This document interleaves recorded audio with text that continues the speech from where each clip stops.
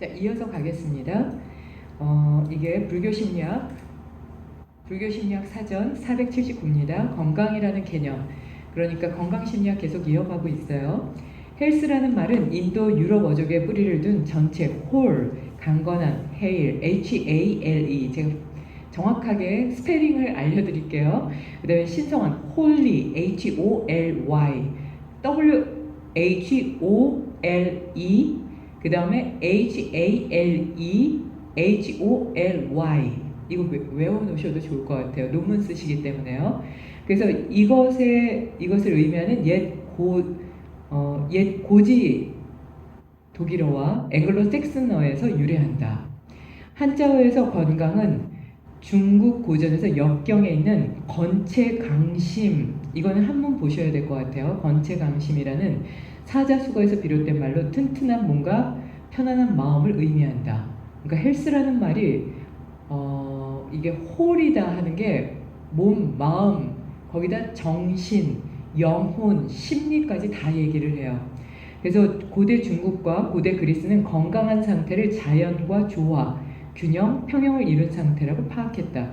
그러니까 이 평형을 이룬다, 호메오스타시스라 그러죠. 그래서 이 호메오스타시스를 잘 이룰 때 건강하다 하는 거를 이미 고대 그리스에서부터 행했고, 그게 자꾸 깨지니까 건강심리학이라는 파트가 만들어진 게, 고대 그리스에서는 사회, 경제, 문화, 교육 이것까지 학제 간의 어떤 교류가 없어도 그 공동체 안에서 이게 관리가 됐는데, 이게 사회가 발달되면서부터는 이게 확장되면서 이 영역이 넓어지게 되는 거죠. 그리고 일본처럼 이제 테크노 스트레스라든지 컴퓨터에 과잉 적응하는 것, 뭐 이런 것까지 같이 들어가게 될 뿐 아니라 의료 시스템이 좋아지다 보니까 요즘은 70이면 50세, 50이면 30세라고 얘기하잖아요. 그래서 이게 고령화 되다 보니까 그에 대한 이게 이제 홀이라는 의미, 홀리라는 의미, 이것이 완전히 바뀌게 되잖아요. 고대 그리스의 홀과 홀리, 현대 2020년대 홀과 홀리는 완전히 다른 의미도 일정 부분이 있을 것 같아요. 기본적으로 건강한 거는 함께 가고요. 이렇듯 건강은 동서를 분분하고 전체성, 조화, 균형을 관련해서 생각할 수 있다. 건강에 관한 정의로 가장 잘 알려진 것은 1946년 세계보건기구 WHO의 헌장의 지문에 있는 건강은 병이 없거나 약하지 않은 것이 아니라 육체적, 정신적, 그리고 사회적으로 완전히 양호한 상태에 있는 것이다. 그러니까 양호한 상태에 있는 것, 이게 건강하다. 어디도 기울어지지 않는 거예요.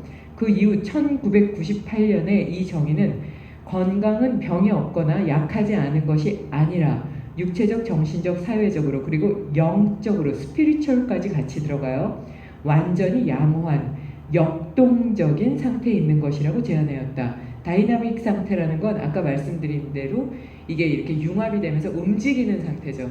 그러니까 이렇게 딱 고정된 상태를 보는 게 아니라 이게 융합이 돼서 홀이라는 건 그 안에서 같이 이렇게 교류가 돼서 함께 상승하고 상생할 수 있도록 이게 서로 이렇게 역동적으로 움직이는 거잖아요.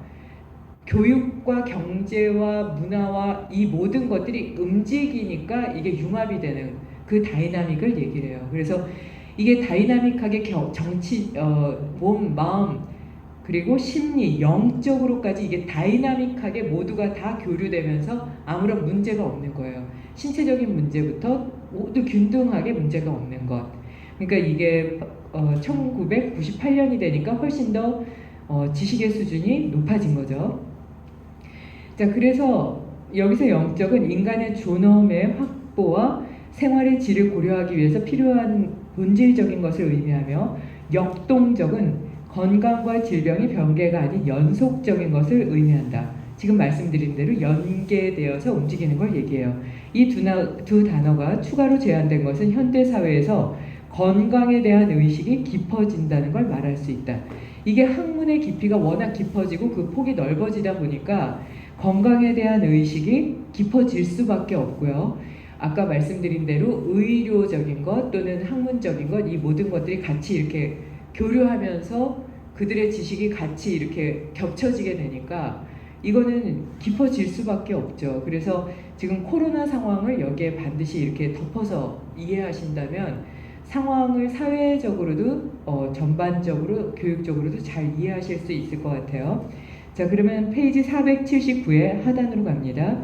건강심리학이 다루는 주요 연구 주제, 건강심리학을 구체적으로 이해하기 위해서 그것이 대상으로 하는 주요 연구 주제는 다음과 같다.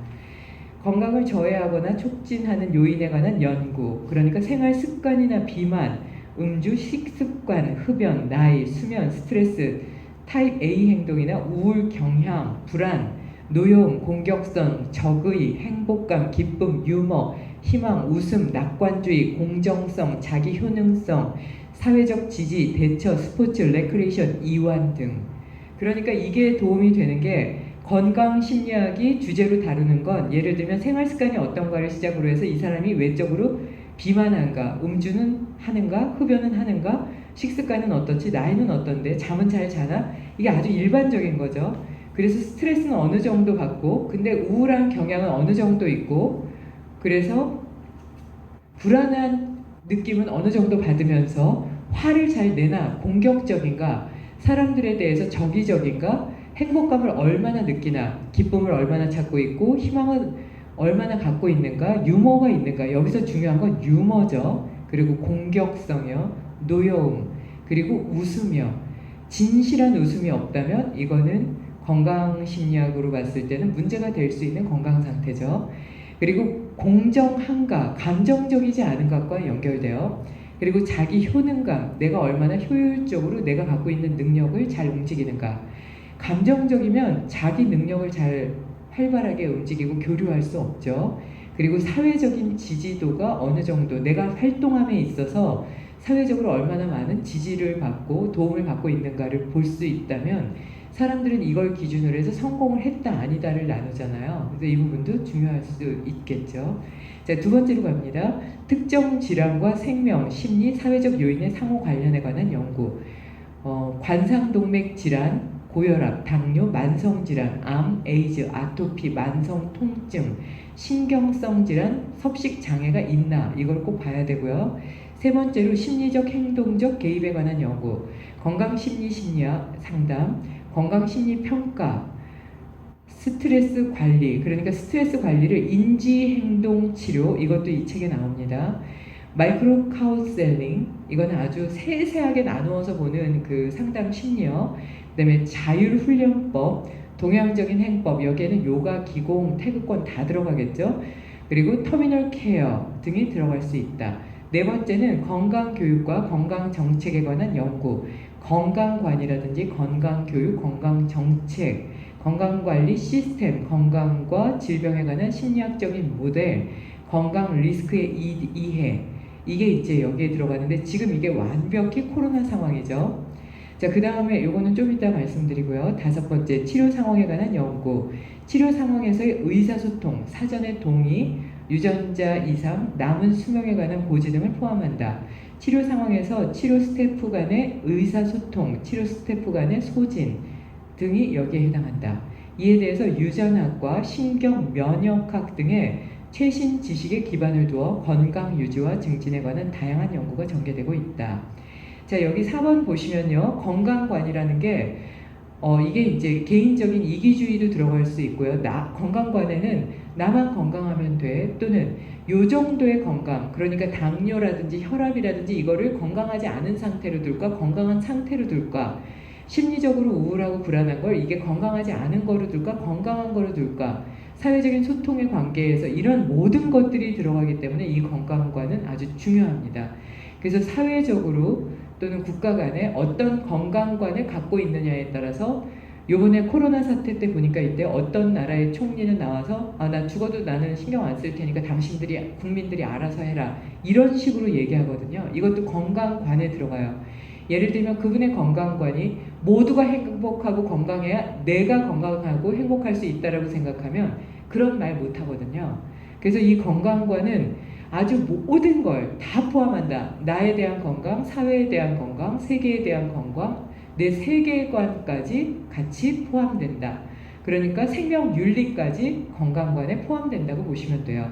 그러면 건강교육에 대한 건 이 건강관을 기본으로 해서 건강에 대한 교육이 이루어지죠. 그러니까 우리나라 같은 경우에는 모두가 다 건강해야 된다고 보기 때문에 이 건강 교육이 전반적으로 이루어지면서 계속 코로나는 어떻게 해야 돼요? 어떻게 해야 돼요? 이런 방법들이 나오고 있잖아요.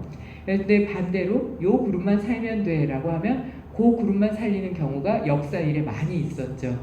그거는 건강관 자체가 잘못됐기 때문이죠.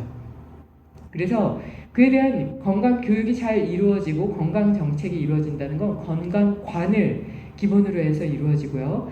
건강관리 시스템은 그런 교육과 정책에 의해서 건강관을 기둥으로 해서 움직여지게 되겠죠. 그래서 여기에 대한 심리학적인 모델을 만드는 것도 아주 중요한 부분이 되고요. 이게 건강 리스크에 대한 이해는 건강관에 함께 들어가는데요.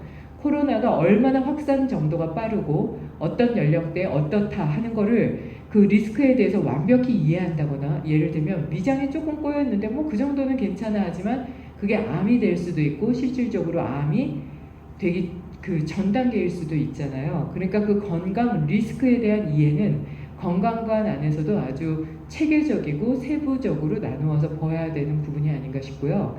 이 리스크에 대해서는 정확하지 않으면 건강에 대해서 오히려 스트레스만 받고 압박만 받는 그런 심리 상태로 들어갈 수 있기 때문에 이 리스크의 정도를 잘 정하는 것은 건강 심리학 파트에 있어서는 아주 중요한 부분이 될 수가 있습니다.